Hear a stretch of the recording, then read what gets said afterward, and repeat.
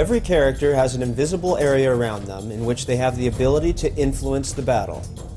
We refer to this area as a champion's zone of influence. Every champion's zone is unique. Some champions, like Garen, have a very small zone, limited mostly to melee range. Other champions, like Xerath, have massive zones. They can travel long distances across the map. Using your zone of influence to push the enemy away from what they want is called zoning. Learning your zone and your opponent's zone will allow you to position yourself in the best possible way and punish your opponents for stepping out of line. This is Zone of Influence. Any champion's overall zone of influence has varying levels of effectiveness.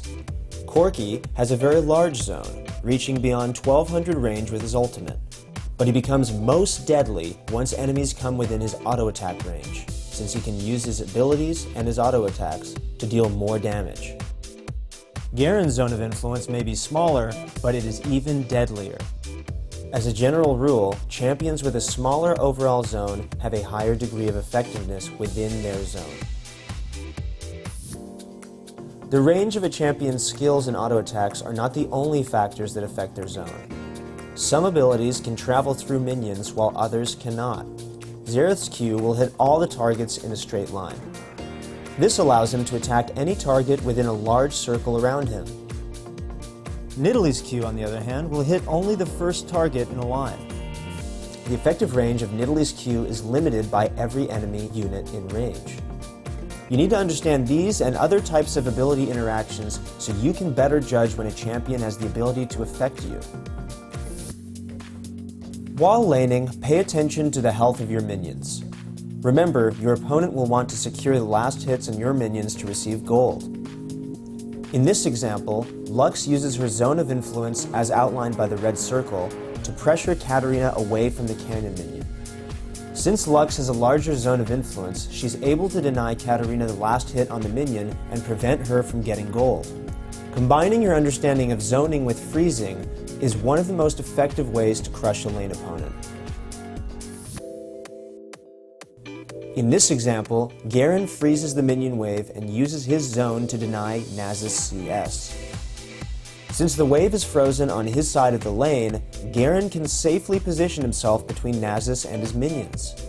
Since Garen has a level advantage and more health, Nasus cannot enter Garen's zone without being punished.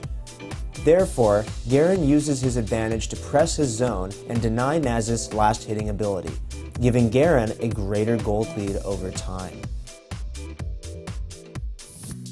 It's important to understand when you have the ability to enter the enemy's zone. Sometimes you and your opponents will have roughly equal effectiveness when your zones overlap, and you need to respond to their pressure with your own. In this example, Lux and Xerath are relatively equal in strength and have somewhat similar zones, so both are able to enter each other's zones to last hit the minions. Xerath, however, decides to poke Lux with one of his abilities, and Lux uses her zone to poke back. In a situation of relatively equal strength, attempt to respond if an enemy begins pressuring you. There will be times, however, when your enemy is so powerful that you cannot enter their zone and expect to escape with your life. In this example, Xerath has a level advantage and his ultimate ability is off cooldown. Lux is in Xerath's critical zone and risks death if she remains in this area. Xerath can exert his zone of influence upon the lane, and over time use this advantage to further increase his lead over Lux. When being zoned by your opponent, you have a couple options. You can ask for assistance from your jungler, or you can roam to find an opportunity to have an impact somewhere else on the map. If you choose to remain in lane, however, make sure that you can get experience from the minions. Learning your zone and your opponent's zone will allow you to position yourself in the best way possible and punish your opponent for stepping out of line.